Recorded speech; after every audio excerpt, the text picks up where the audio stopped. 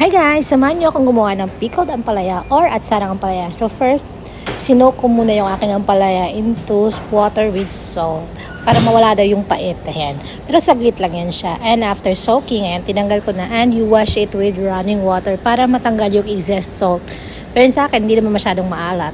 And then after which, blanching.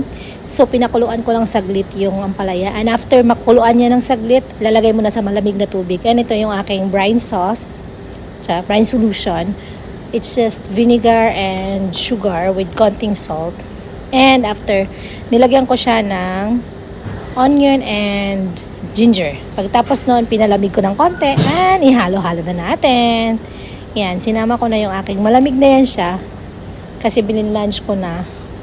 Huwag niyong kalimutan i-soak ulit sa malamig na tubig ng palaya kasi baka maluto siya. And ihalo ko na yung aking cucumber and carrots. Pagpasensyahan nyo na tinamad version yan, kaya lalaki ng slice. Okay lang, ako lang din naman kakain. Ayan. Pag na-incorporate na yung lasa, ayan. So ngayon, ito na. Since ready na siya, ilalagay ko na siya into garapon.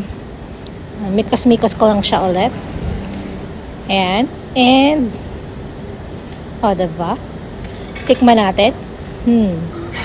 Approve.